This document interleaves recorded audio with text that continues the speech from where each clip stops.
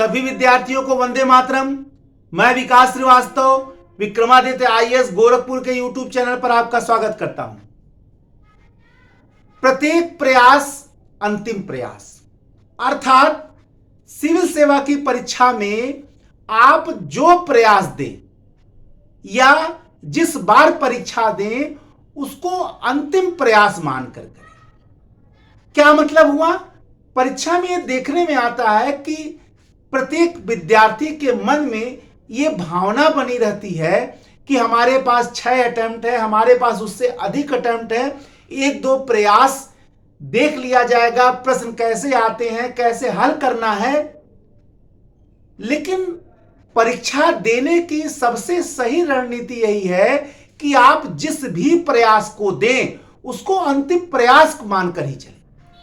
इसका कारण यह है कि जैसे ही आप अपने मन में यह भावना दृढ़ कर लेते हैं कि अभी हमारे पास बहुत सारे अटेम्प्ट हैं, अभी मेरे पास बहुत सारा समय है, अभी मेरे पास बहुत ज़्यादा शक्ति है, ऊर्जा है, बहुत दिनों तक हम टिक जाएंगे, जैसे ये सारी भावना आपके मन में घर कर जाती है, आप अपने तत्काल प्रयास में कमजोर पड़ जाते हैं।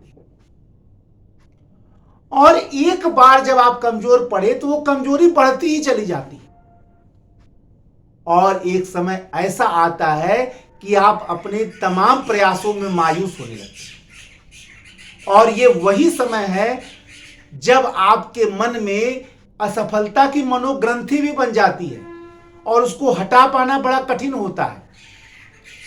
यही कारण है कि यह माना जाता है कि चाहे आप पहला प्रयास दे रहे हो, चाहे आप दूसरा प्रयास दे रहे हो, चाहे आप तीसरा प्रयास दे रहे हो, कहने का क्या मतलब हुआ, चाहे आप प्रथम अटेम्प्ट दे रहे हो, चाहे आप दूसरा अटेम्प्ट दे रहे हो, चाहे तीसरा अटेम्प्ट दे रहे हो, चाहे चौथा अटेम्प्ट दे रहे हो, उसको अंतिम मान कर दीजिए। प्रथम दे रहे हैं तो अंतिम मान कर दीजिए, द्वितीय दे रहे हैं तो अंतिम मान कर दीजिए, तृतीय दे रहे हो तो अंतिम मान कर दीजिए। पूरी शक्ति लगा दीजिए, पूरा ध्यान केंद्रित कर दीजिए, पूरी क्षमता का प्रदर्शन कर दीजिए, फिर देखिए सफलता आपका वर्ण करेगी। आज इस लेक्चर में यही बताना मैं चाह रहा हूं कि सिविल सेवा की परीक्षा में सफल होने का सबसे बड़ी जो रणनीति है, हर प्रयास को अंतिम प्रयास मानकर ही प्रयास करना है। जब आप एक ही प्रयास में अपनी समस्त शक्ति आत्म केंद्रित करके लगा देंगे और अपने ताकत को हर जगह से समेट कर लाकर उसी पर ध्यान केंद्रित कर देंगे तो हर हाल में सफलता मिलेगी। लेकिन जैसे ही आपने इसके विरुद्ध कार्य किया और अपनी शक्ति को बांट दिया और यह सोचा कि अगली बार ताकत लगाएंगे, तो वो अगला कभी नहीं आता। यहां मैं इसको क्यों बताना चाह रहा हूं? यहां यही बताना चाह रहा हूं कि आप भले आपकी तैयारी पूरी नहीं हुई है, मान लीजिए नए बहुत सारे विद्यार्थी बैठ रहे हैं, लेकिन वो नए विद्यार्थी अगर 4 प्रश्न ही पढ़े तो जोर लगा के पढ़े, पूरे ताकत से पढ़े। कम ही पढ़ के दे एग्जाम, पूरी ताकत से दे। पुराने विद्यार्थी तो पूरी ताकत से तो देंगे, बट नेचुरल है क्योंकि उनको तो लक्ष्य ही। नए विद्यार्थी भी, चाहे वो अंकुर गर्ग हो, चाहे वो रूपा मिश्रा जी हो, चाहे वो भावना, बहुत सारे ऐसे आईएएस टॉपर है जो प्रथम प्रयास में ही टॉप कर गए। मैं ये नहीं कह रहा हूं कि सभी प्रथम प्रयास में ही टॉप कर जाते हैं, लेकिन ये वो लोग हैं ना जिन्होंने पहले प्रयास को ही अंतिम प्रयास माना होगा। वही मैं भी कह रहा हूं, चाहे कम तैयारी हो चाहे अधिक तैयारी हो, आप मन में ये मनोग्रंथि तो बनाइए, मन में ये भावना दृढ़ करिए कि मेरा पहला प्रयास ही अंतिम प्रयास है, अब मैं पूरे बल से दूंगा। और जब आप समस्त शक्तियों को समेट कर पूरी ताकत आप इसी प्रयास में झोंक देंगे तो आपको सफल होने से कोई नहीं रोक पाएगा। क्यों?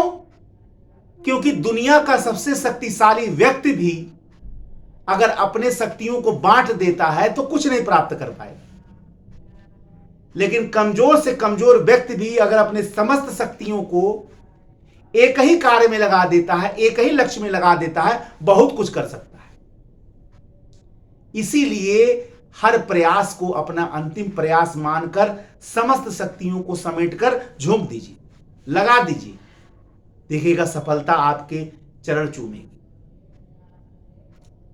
मत भूलिए इस सफलता का जो दीपक है वो सही दिशा में किए गए प्रयास के बाद ही जलता है। सही दिशा में पूरी शक्ति लगाकर किए गए प्रयास के बाद ही सफलता का दीपक प्रज्वलित होता है, अन्यथा नहीं। सही दिशा, सही समय और सही शक्ति या बल का प्रयोग या इच्छा शक्ति का प्रयोग या सही परिश्रम, जब ये सब मिलते हैं आपस में और एक ही स्थान पर लगते हैं तो सफलता का दीपक प्रज्वलित होता है। और यही आपको करना है। इसलिए याद रखिए कि हमेशा आपको अपने प्रत्येक प्रयास को अंतिम प्रयास मानकर ही प्रयास करना है, अंतिम प्रयास मानकर ही परीक्षा में बैठना है। और जब आप ये मान लेंगे कि मेरा यही प्रयास अंतिम प्रयास और इसी में हमको परिणाम लाना है, यानी परिणाम उन्मुखी तैयारी होनी चाहिए। आपकी जो तैयारी है वो लक्ष्य उन्मुखी होनी चाहिए, ठीक है ना, वो लक्ष्य केंद्रित हो। ये नहीं कि आपका लक्ष्य अगले साल हो, फिर अगले साल हो, उसी साल आपका लक्ष्य होना चाहिए।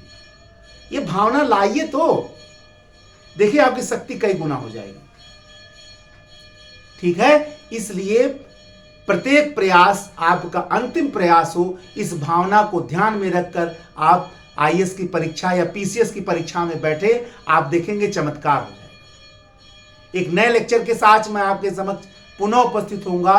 तब तक के लिए जय हिंद, जय भारत, वंदे मातरम। धन्यवाद।